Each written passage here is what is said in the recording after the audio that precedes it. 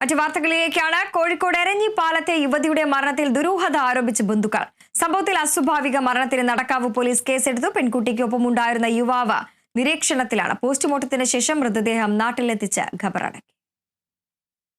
കോഴിക്കോട് അത്തോളി സ്വദേശിനിയായ 21-കാരി ആയിഷ റഷെ ഞായറാഴ്ച രാത്രിയാണ് എരഞ്ഞിപ്പാലത്തെ വാടക വീട്ടിൽ തൂങ്ങി മരിച്ച നിലയിൽ കണ്ടത്.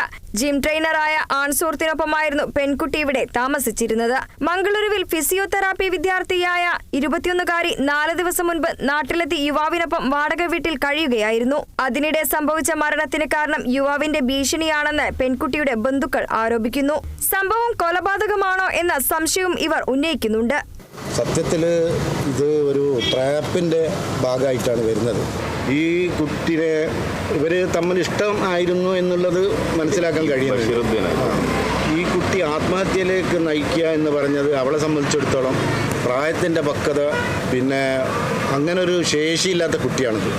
ശാരീരികമായും മാനസികമായും ഒരു ആത്മഹത്യയിലേക്ക് പോകാൻ, സ്വന്തം തീരുമാനപ്രകാരം ആത്മഹത്യയിലേക്ക് പോകാൻ വളരെ പ്രയാസമാണ്. ഈ കുട്ടിയെ സത്യത്തിൽ ഇവന് ബ്ലാക്ക് മെയിൽ ചെയ്യായിരുന്നു. ഇതിനൊരു ഗ്യാങ് തന്നെ ഉണ്ട് എന്നാണ് ഞാൻ മനസ്സിലാക്കുന്നത്.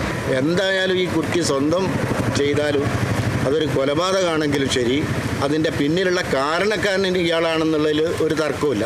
അസ്വാഭാവിക മരണത്തിന് കേസെടുത്ത നടക്കാവ് പോലീസ് പെൺകുട്ടിയുടെ സുഹൃത്തായ യുവാവിനെ നിരീക്ഷണത്തിൽ വെച്ചിരിക്കുകയാണ്. കോഴിക്കോട് മെഡിക്കൽ കോളേജ് മോർച്ചറിയിൽ നടത്തിയ പോസ്റ്റ്മോർട്ടത്തിന് ശേഷം വൈകിട്ടോടെയാണ് ബന്ധുക്കൾക്ക് മൃതദേഹം വിട്ടുകൊടുത്തത്.